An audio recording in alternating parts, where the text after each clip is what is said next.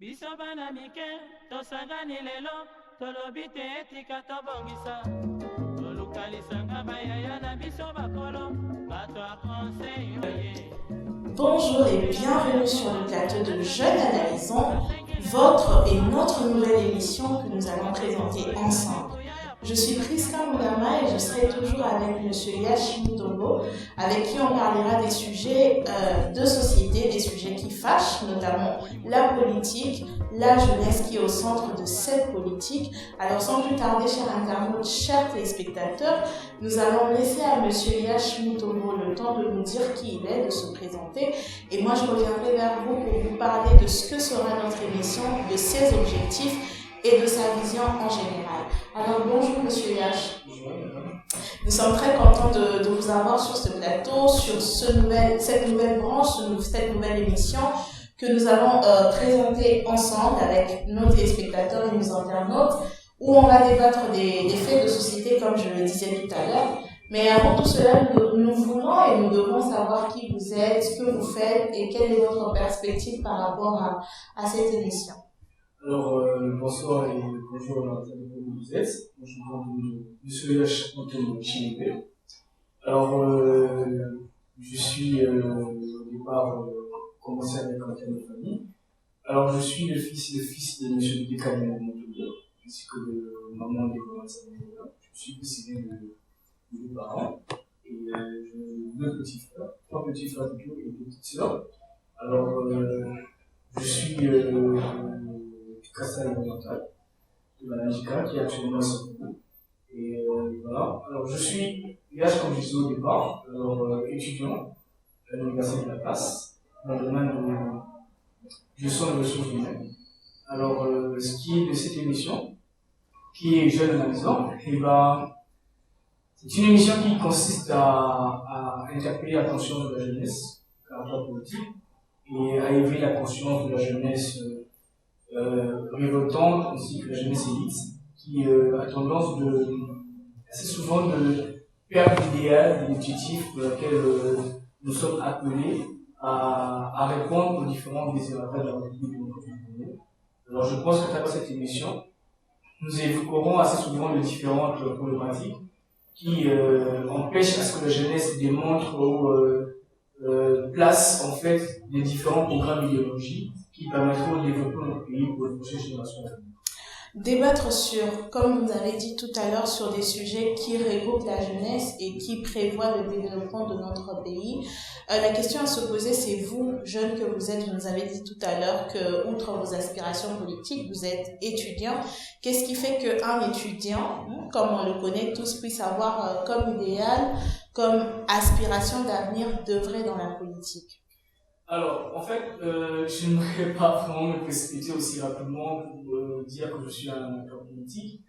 C'est vrai que j'ai fait une émission et un peu caractère politique, mais je préfère être vu comme une personnalité publique. Pourquoi? Parce que je pense que à travers mes analyses différentes, qui va certainement se débattre ou échanger au cours de cette émission, différentes personnes auront sa façon de me voir. Certains diront que voilà, c'est un jeune activiste qui prône pour la théorie de la République. Certains diront qu'il est bien pour être entrepreneur. Certains diront voilà, c'est un acteur, il est bien pour être jeune acteur politique.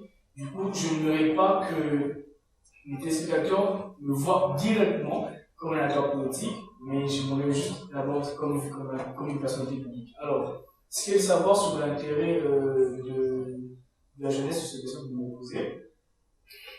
Alors, déjà, je disais que je suis un jeune, j'ai une âge dans les 21 d'âge, et je ne suis pas le domaine politique parce que je ne fais pas un domaine, mes études ne reflètent même pas le domaine politique, je suis dans le domaine de gestion de ressources humaines, au-delà du fait que j'ai quand même des solutions qui vont me permettre à avoir plus de pression dans la politique. Donc, c'est ce que je peux dire. Ce que vous pouvez dire pour l'instant, très chers téléspectateurs, aujourd'hui nous allons commencer par un thème, par un sujet qui sera très évocateur de la jeunesse, mais aussi de la politique. Ensemble, nous allons parler de la manipulation politique sur la jeunesse. Comme vous le savez, la manipulation, c'est le fait de manipuler à son avantage X ou Y personnes. Et aujourd'hui, spécifiquement, nous parlerons de la manipulation sur la jeunesse. Tout d'abord, d'abord, nous allons commencer par vous poser la question de savoir, pour vous, qu'est-ce que vous nous dites, étant jeune, mais étant aussi citoyen, quel est l'impact de la politique sur la jeunesse d'après vous? L'impact dans le sens où c'est l'impact que la jeunesse apporte. Non, c'est l'impact de la politique sur la jeunesse. Alors, comme on disait au départ, que le thème est manipulation politique. Voilà, sur Alors, la jeunesse. sur la jeunesse, comment elle est. Alors, effectivement, moi je vois ça dans deux aspects. Il y a un aspect qui est une manipulation consciente et inconsciente.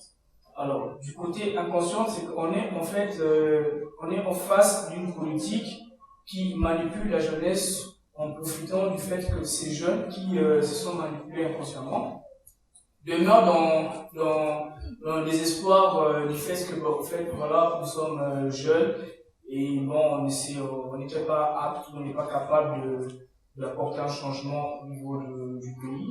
Et alors, vu nos difficultés, alors, les politiciens ont tendance de jouer sur ce rôle comme un rempart pour atteindre leur objectif. Et d'un côté, ça fait en sorte que ces jeunesses, en étant dans le désespoir du fait que ils s'imaginent pas, ils croient pas que bon voilà. En fait, c'est pas qu'ils s'imaginent pas, parce qu'ils se mettent dans la tête que ces acteurs politiques qui viennent avec de programmes illusions, en fait, des programmes qui ne se définissent pas. Alors, du moment où le jeune se dit, bon voilà, je suis là, j'ai manqué quelque chose, ce n'est pas grand chose, alors ils sont beaux et ils se laissent manipuler inconsciemment du fait qu'ils ne réalisent pas qu'il est capable de changer la donne aussi, du fait qu'il n'est pas à l'habilité de l'atteindre le même objectif que tout le monde. Alors, du côté conscience, on est en face, et c'est beaucoup plus là en fait. Je pense qu'il y a plus de jeunes qui sont manipulés consciemment que ce qui sont inconsciemment. Pourquoi? Parce qu'en fait, ce qu'ils sont conscients, c'est qu'ils savent que face à ces acteurs politiques, il n'y aura rien de bon. Mais du moment où ces jeunes se disent que nous sommes dans la difficulté, bon voilà, j'ai pas d'emploi, si je suis avec ces pires vieux, voilà, ils peuvent me donner quelque chose, il suffit que je prends le courage, qu'ils vendent son nom, de dire ce qu'il est ça, de dire ce qu'il veut et tout. Et alors, du coup, sans idéologie, voilà, sans idéologie, ça empêche cette jeunesse en fait ça empêche ces jeunesses d'aller au-delà de ce qui leur conscience peut apporter en fait en changeant la politique. Et du coup, voilà, on est en face de ces deux tendances qui est l'inconscience de la manipulation et l'inconscience de la manipulation. D'accord, la conscience de la manipulation face à l'inconscience de la manipulation. Qu'est-ce que pour vous aujourd'hui, vous pourrez dire que ça pèse sur la jeunesse? Est-ce la conscience ou l'inconscience? Je pense que la conscience. La conscience, et comment pensez-vous que la jeunesse peut remédier à ce mot de manipulation consciente? Alors, déjà, en fait, il faudrait savoir que nous sommes dans une génération qui depuis un bout de temps, j'essaie de voir ça sur Twitter, sur différentes plateformes, rajeunissement de la classe politique. Je suis d'accord avec eux et je pense qu'elle est salutaire. Mais en fait, il y a un problème.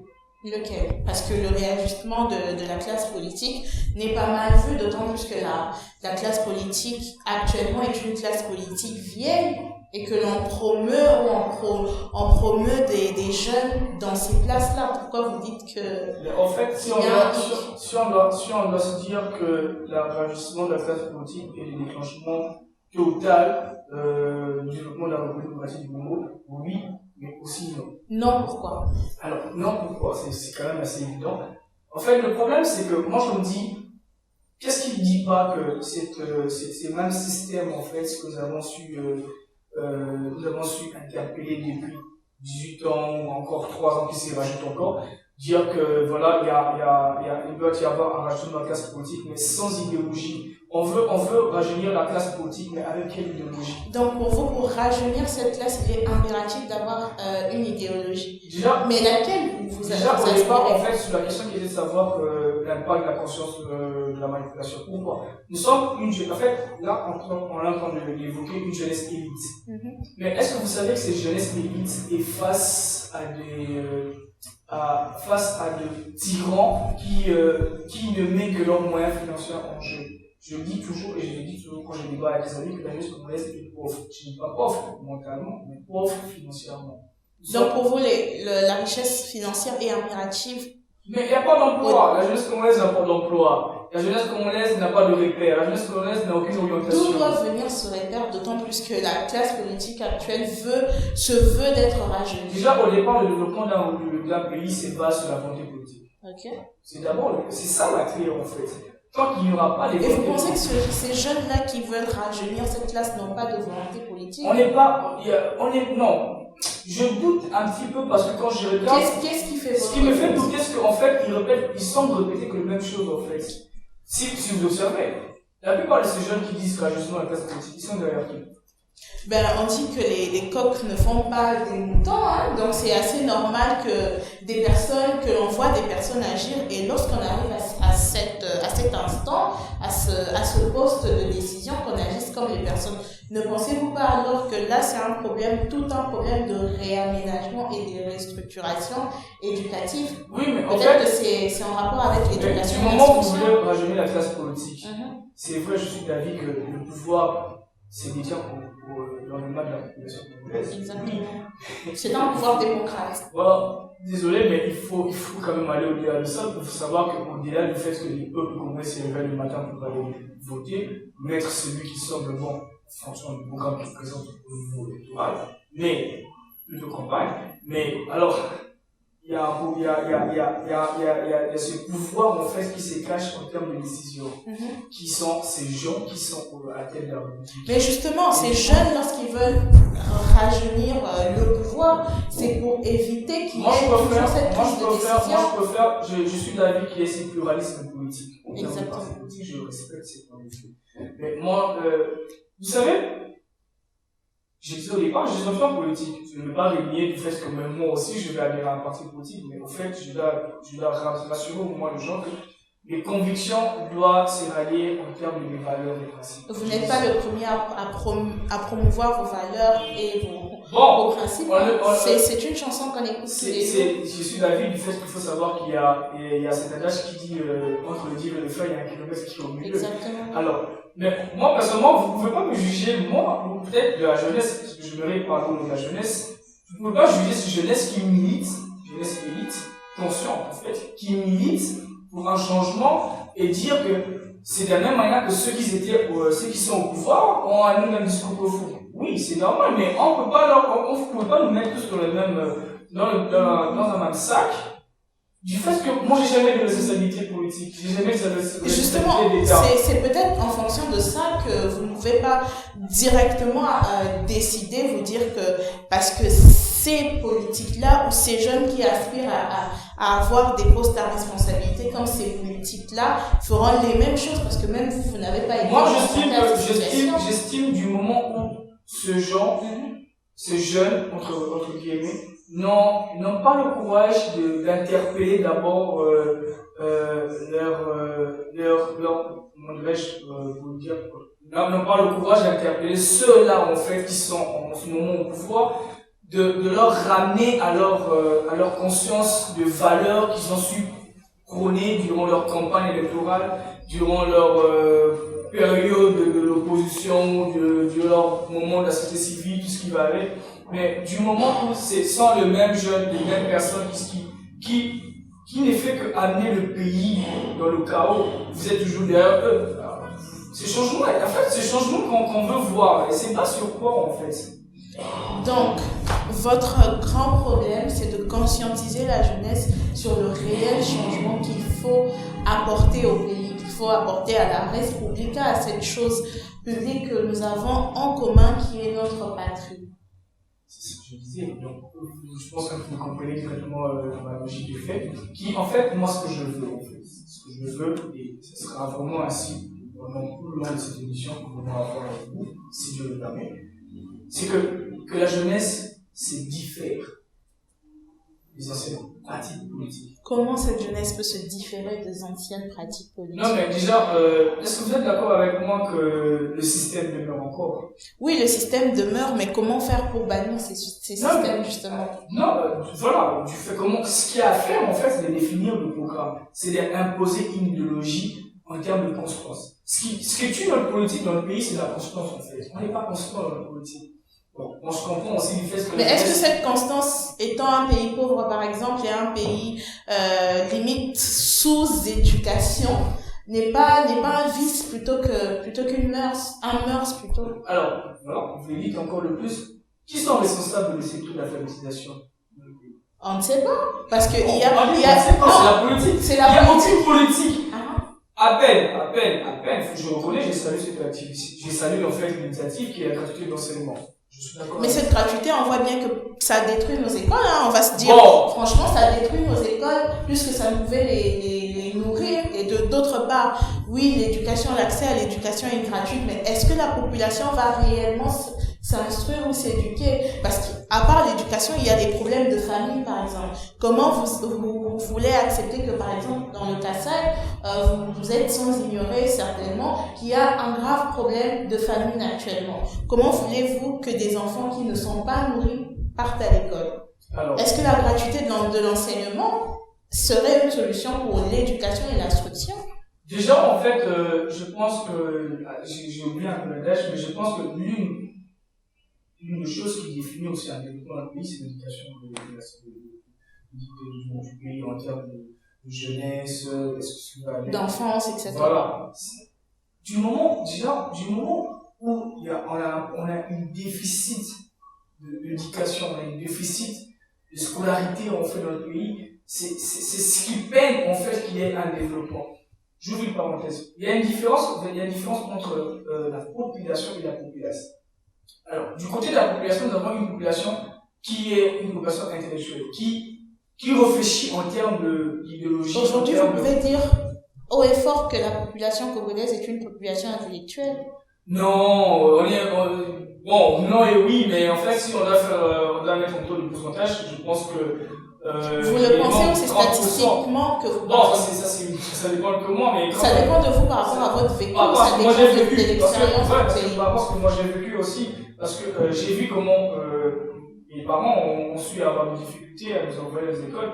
C'est pas facile d'envoyer un enfant à l'école, surtout dans un pays où tout devient muscle du lundi au lundi, tout devient quelque chose de waouh du dimanche du week-end, et c'est compliqué. Alors, une parenthèse sur la question du Kassai. C'est ce que je dis, il n'y a aucun programme. C'est où qu'on avec le programme TLG2, entre guillemets? Ben là, c'est la question à poser justement à qui. Non, mais j'ai trouvé l'occasion de vous poser, et du coup, j'ai trouvé la question de poser au niveau de la présidence, ainsi qu'au niveau du gouvernement, entre guillemets, le royaume. Il n'y a aucun programme. Moi, je ne m'attends à rien venant de tous ces gens, en fait. Moi, personnellement, ce que je veux pas que ces jeunesses continuent à demeurer dans la distraction. À demeurer dans l'immoralité, à croire que j'attaque personne, j'attaque vraiment personne, mais ce que je veux faire qu'on pense qu'en fait, il y a rien de bon.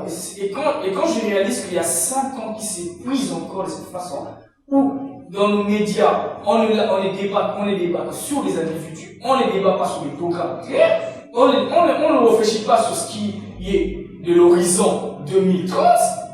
C'est nous qui sommes victimes au final. C'est nous qui sommes victimes. Et déjà, il faut savoir qu'ils ont une baisse santé financière. C'est nous. Et ce sont nous-mêmes, les mêmes jeunes, qu'on va utiliser, entre guillemets, sous prétexte que non, écoute, ça n'a pas marché avec X, Y c'est les mauvais, Z c'est les mauvais. Mais c'est pas, le problème, ce n'est pas question de Y, l'individu. Chacun est de sa responsabilité. Oui, ça, il faut le reconnaître. Mais en fait, l'intérêt, c'est quoi au final? Pour vous, l'intérêt, c'est quoi? C'est la République. Moi, je pense qu'il y a une différence entre aimer le Congo et aimer le Congo. C'est vrai, ça prend le même. Mais en fait, je définis ça. Moi, je pense que nos dirigeants de notre pays aiment le Congo dans sa richesse. Mais en fait, un politicien est censé aimer le Congolais dans son investissement de lui-même. C'est ce qui est important, en fait, dans la politique. C'est ce qui différencie un politicien et un homme d'État. J'ai même souligné qu'au départ, je n'aime pas qu'on m'appelle. Moi, je suis heureux ou j'aime bien avoir cette appellation de homme d'État. Pourquoi? Parce qu'en fait, un homme d'État, c'est celui qui prépare une génération. Alors qu'un homme politique, c'est celui qui prépare une prochaine élection. On le voit. On le voit clairement. On est à peine en 2019, on attend le dialogue. On est à peine en 2022, on parle des élections. C'est vrai, c'est normal, on doit parler d'élections parce que c'est dans une année. Mais en fait, pourquoi ça, c'est à la toile? Ce qui est de la vie quotidienne du Congolais, on n'en parle pas. Ce qui est du taux de chômage, on n'en parle pas. Ce qui est un programme défini sur l'entrepreneuriat de la jeunesse congolaise. On n'en parle pas. C'est en fait, sans compter de l'éducation. Ça, c'est déjà. Est-ce que nous allons pas parler de la qualité de l'enseignement? Non, justement, parce qu'il on est bien sur X, on est bien sur Y, c'est vrai, le pays se repose, c'est vrai, je suis d'accord que le pays s'est conduit par des individus. Mais ces individus-là consistent à faire quoi? C'est la question que, chers téléspectateurs et chers internautes, que nous nous posons. Les individus aujourd'hui à la tête de l'État servent à quoi et font quoi exactement? Nous espérons que cette émission sera d'une lueur ou d'un éclaircissement sur ces différents sujets. Nous avons parlé tantôt de la manipulation, de l'impact de la manipulation politique sur la jeunesse congolaise. Alors que nous sommes en train de chuter dans notre émission, qu'est-ce que vous pouvez dire à cette jeunesse qui aujourd'hui est manipulée consciencieusement, inconsciencieusement, positivement ou négativement? Vous, étant que homme d'État, comme vous l'avez signifié tout à l'heure, quelle est votre pensée, quelle est votre motivation, quelle est cette façon de dire à la jeunesse congolaise aujourd'hui de mieux faire? Quels sont les mots que vous pouvez adapter pour cette jeunesse? Alors, bon, ce qui veut, je vais parler sur l'Ingala, mais bon, je commence à parler en français.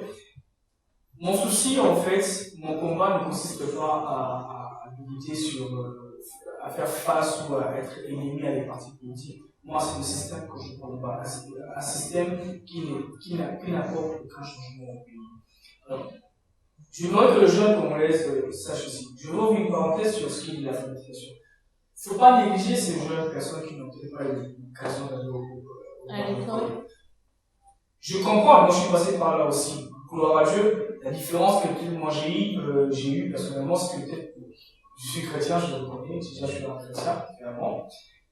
Au-delà du fait qu'il y ait l'intervention divine, tout ce qui va avec, mais j'ai la faveur d'avoir une mère quand même qui a su nous encadrer. Moi, j'ai été dans le quartier très régulier, je peux vous le garantir, j'ai été dans le quartier très régulier, je ne n'aurais pas cet exemple pour ça, apporte polémique et tout. Mais moi, ce que je veux faire comprendre à la jeunesse congolaise, c'est qu'en fait, il est temps qu'on redynamise le système politique. Il est temps qu'on redynamise le programme économique. Aujourd'hui, on est en face de nous, aujourd'hui, on est en face de l'ennemi qui était congolais en termes d'idéologie. Est-ce que vous savez qu'il y a encore au-delà du Congo, ce qu'on a les ennemis proximaux. Au-delà des frontières. Voilà. Ils sont là. Ils nous observent. Ils analysent le quotidien de vie. Alors, cette jeunesse qui, moi je soutiens, justement la classe politique, entre guillemets, je profite de le saluer, mais ce nouveau foule en parle souvent sur Twitter, génération 90. C'est bien, mais ces générations 90, c'est défini sur quel programme? C'est quoi en fait? Le concept national de la jeunesse qui est d'un côté en train de militer pour essayer d'éveiller la conscience de la jeunesse dans les différentes activités qu'il organise, que je salue vraiment, c'est très important. Mais il ne faudrait pas penser que la jeunesse congolaise se représente en termes de parti politique. Non, ça c'est rien, ça n'a rien à voir avec la représentation de la jeunesse congolaise. Moi je suis dans quel parti politique. Et si vous me dites qu'il y a un ministre qui est jeune et il représente la jeunesse congolaise, c'est qu'on ne l'aura pas au final. Non, on ne peut pas dire ça. Il représente la jeunesse de son parti politique, pas national. Pas national, il n'y a rien à voir. Si doit y avoir une représentation de la jeunesse congolaise, ça passe au Conseil national de la jeunesse.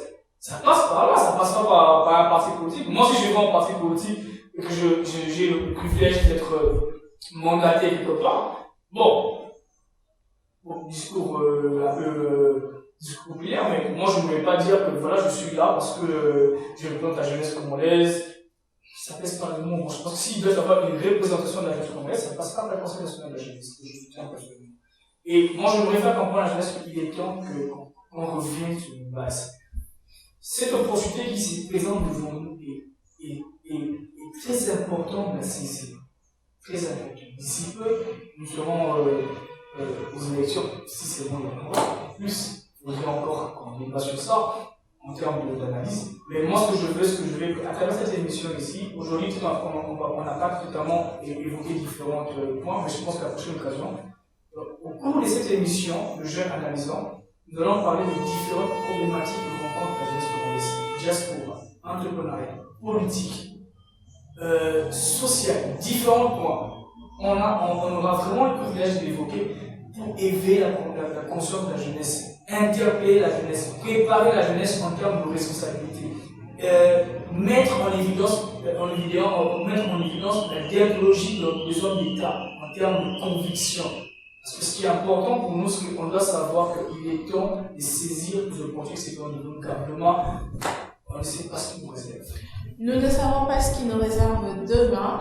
Voilà, nous sommes à la fin de notre émission que nous avons passée avec Monsieur Yash Mutombo, un homme d'État, voilà, avec des aspirations politiques à venir. Nous vous disons merci, très chers téléspectateurs, pour votre temps accordé. Et comme il a dit tout à l'heure, cette émission est pour vous, pour nous permettre et pour vous permettre de débattre, de discuter sur des sujets réels qui réunissent tous, mais surtout qui parlent de notre pays, de tout ce que nous partageons en commun, qui est notre patrie. Alors, nous avons été tous ensemble. Je suis Priska Moudama, comme je le disais tout à l'heure, et je suis très ravie d'avoir été avec vous pendant ces quelques minutes. Je vous donne rendez-vous très prochainement pour un autre sujet autour duquel nous aurons à débattre. D'ici là, prenez soin de vous, et comme vous l'avez dit tout à l'heure, l'intérêt, c'est la République démocratique du Congo, et que Dieu nous bénisse. Bato conseil oye, population ya Congo, jeunesse nationale, basengi lelo po babongisa Congo ezali nguya ya population, bakonzi bayoka na matu.